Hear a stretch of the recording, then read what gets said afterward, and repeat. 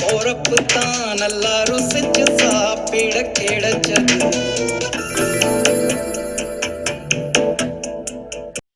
Hello friends, welcome to சமைக்க போவது யாரு. இன்னைக்கு சமைக்க போவது யாருல மணக்க மணக்க மீன் குழம்பு எப்படி பண்ணணும்னு செஞ்சு காமிச்சிருக்காங்க உஷா. வாங்க எப்படி செஞ்சிருக்காங்கன்னு பார்க்கலாம். ஃபஸ்ட்டு அரைக்கிறதுக்கு என்னென்ன தேவை: 1 டீஸ்பூன் ஜீரகம், 1 டீஸ்பூன் மிளகு, 30 சின்ன வெங்காயம், 10லேருந்து 12 பூண்டு, 3 மீடியம் சைஸ் தக்காளி, ஒரு அரை மூடி தேங்காய். அடுத்து ஒரு 6லேருந்து 7 பூண்டு சின்ன சின்னதாக கட் பண்ணி வச்சுக்கோங்க. தேவையான அளவு மஞ்சள் பொடி, 1 டேபிள் ஸ்பூன் மல்லித்தூள், 1 டேபிள் ஸ்பூன் மிளகாத்தூள், அப்புறம் ஒரு சின்ன எலுமிச்சம்பழ சைஸில் புளி எடுத்து ஊற வச்சுக்கோங்க. அப்புறம் தேவையான அளவு உப்பு. இப்போ அரைக்கிறதுக்கு என்னென்ன தேவையோ சொல்கிறேன். நான் ஒரு பேனில் நல்லெண்ணெய் ஊற்றி ஜீரகம் மிளகு ரெண்டையும் போட்டு நல்லா வறுத்துக்கோங்க. ஜீரகம் நல்லா பொரியணும், வாசனை வர வரைக்கும். நல்லா பொரிஞ்ச பிறகு பூண்டு போட்டுக்கோங்க. பூண்டு நல்லா வதங்கின பிறகு சின்ன வெங்காயம் நல்லா வதங்கின பிறகு தக்காளி போடுங்க. தக்காளி போட்டுட்டு தக்காளி கொஞ்சம் சீக்கிரம் வதங்கிறதுக்காக கொஞ்சம் உப்பு சேர்த்துக்கோங்க. கொஞ்சமாக போடுங்க, ஏன்னா குழம்புலேயும் நம்ம உப்பு சேர்க்கணும். அதனால் இதில் கம்மியாகவே போட்டுக்கலாம்.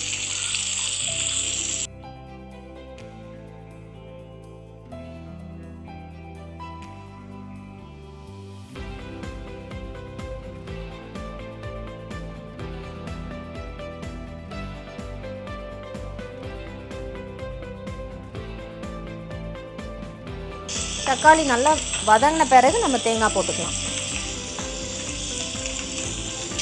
நீங்கள் இதை துருவி கூட போட்டுக்கலாம். தேங்காய் போட்டுட்டு ரொம்ப நேரம் நீங்கள் வதக்கணும்னு அவசியம் இல்லை, ஒரு 2 நிமிஷம் போதும்.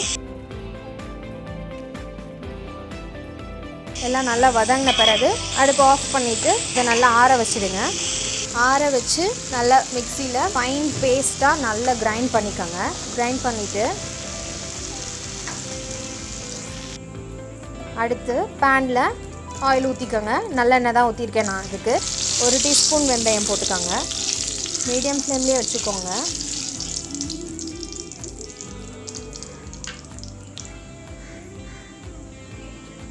கொஞ்சம் கருவேப்பிலை போட்டுக்கோங்க.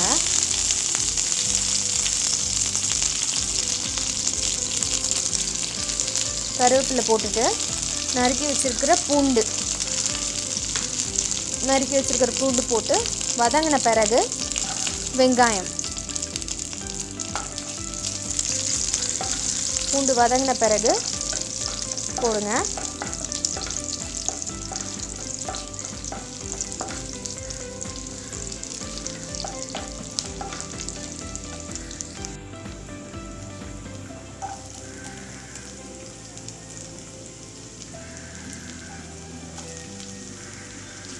வெங்காயம் நல்லா வதங்கிக்கிட்டோம்.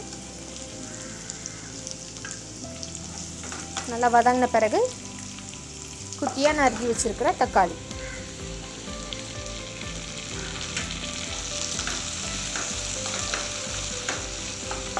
போட்டு நல்லா வதக்கிக்கோங்க.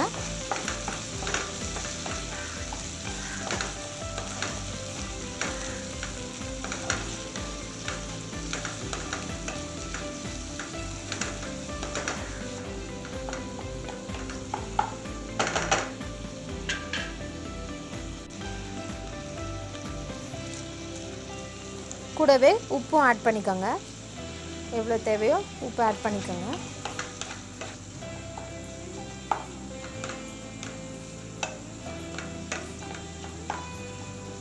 எல்லாம் வதங்கின பிறகு நம்ம அரைச்சி வச்சுருக்கிற இந்த பேஸ்ட்டை ஆட் பண்ணிவிட்டு நல்ல எண்ணெயில் ஒரு தடவை அதை நல்லா வதக்கி விட்டுக்கோங்க.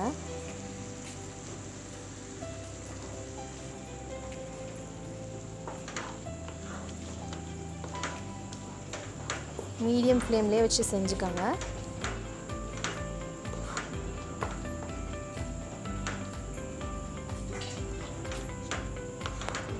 அடுத்து நம்ம புளி கரைச்சி வச்சுருக்கிறோம் இல்லையா, அந்த தண்ணி. இப்போ நான் இடையில ஒன்று சொல்ல மறந்துட்டேன். நம்ம அந்த மிக்ஸ் அரைக்கிறோம் இல்லையா, அதுக்கு நீங்கள் அந்த புளி கரைச்சி வச்சுருக்கிற தண்ணியவே வந்து யூஸ் பண்ணிக்கலாம். அந்த தண்ணியை விட்டே நீங்கள் அரைச்சிக்கலாம், ஒன்றும் பிரச்சனை கிடையாது. ஏன்னா இதுக்கு வந்து நம்ம ரொம்ப தண்ணியாக வைக்க போகிறதில்ல குழம்பு, அதனால் நீங்கள் அந்த தண்ணியவே யூஸ் பண்ணி அரைச்சிக்கலாம். நான் அப்படி தான் அரைச்சேன், சொல்கிறேன். இப்போ புளி கரைச்சி வச்சுருக்கிற தண்ணி, அந்த தண்ணியை நல்லா ஊற்றி மிக்ஸ் பண்ணிக்கோங்க.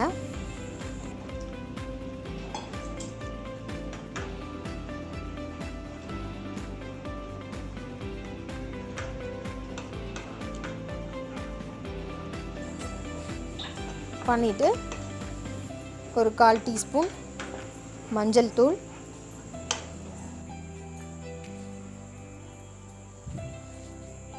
எடுத்து வச்சிருக்கிற மல்லித்தூள், மிளகாய் தூள் போட்டு நல்லா மிக்ஸ் பண்ணிக்கோங்க.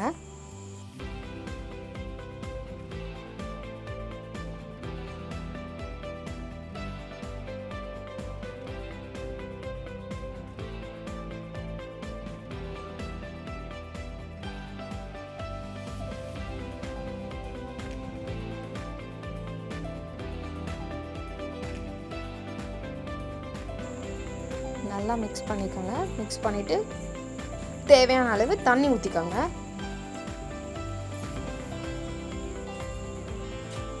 ரொம்பவே தண்ணி ஊற்றிடாதீங்க, நல்லா இருக்காது. ரொம்பவும் கட்டியாக இருந்தாலும் நல்லா இருக்காது. கரெக்டாக அந்த அளவுக்கு எவ்வளோ தேவையோ அதை மட்டும் ஊற்றிக்கோங்க.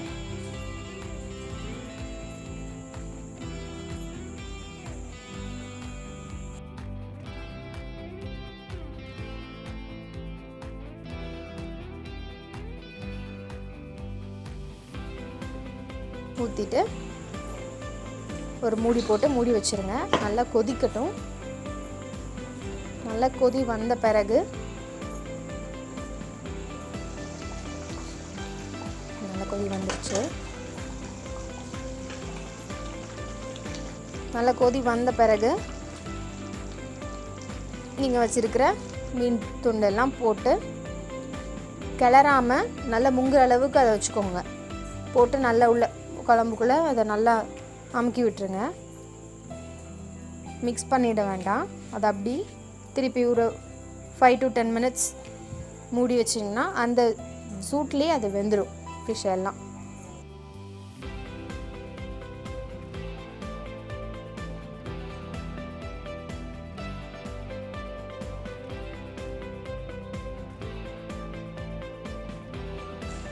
ஃபைவ் to 10 minutes மூடி வச்சுட்டு 5 நிமிஷம்க்கு அப்புறம் அடியிலேருந்து அப்படியே எடுத்து விடணும். நம்ம நார்மலாக குழம்பு வந்து நம்ம கிண்டுற மாதிரி பண்ணிடக்கூடாது. பண்ணால் மீன் வந்து உடஞ்சிரும். எடுத்து விட்டுட்டு கொஞ்சம் கொத்தமல்லி மேலே தூவிடுங்க. கொத்தமல்லி தூவிட்டு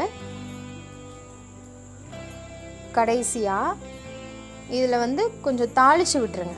அது வந்து இன்னும் கொஞ்சம் நல்லா டேஸ்ட் கொடுக்கும். ஒரு சின்ன பேனில் நல்லெண்ணெய் ஊற்றி கொஞ்சம் கடுகு, உளுந்து பருப்பு, கொஞ்சம் கருவேப்பிலை, 2 வத்த மிளகாய் போட்டு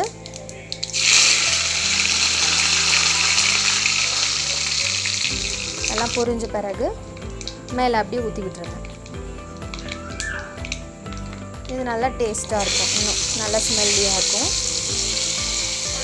பார்க்கவே அழகாக இருக்குது. என்ன ஃப்ரெண்ட்ஸ், மணக்க மீன் குழம்பு எப்படி பண்ணணும்னு கற்றுக்கிட்டிங்களா?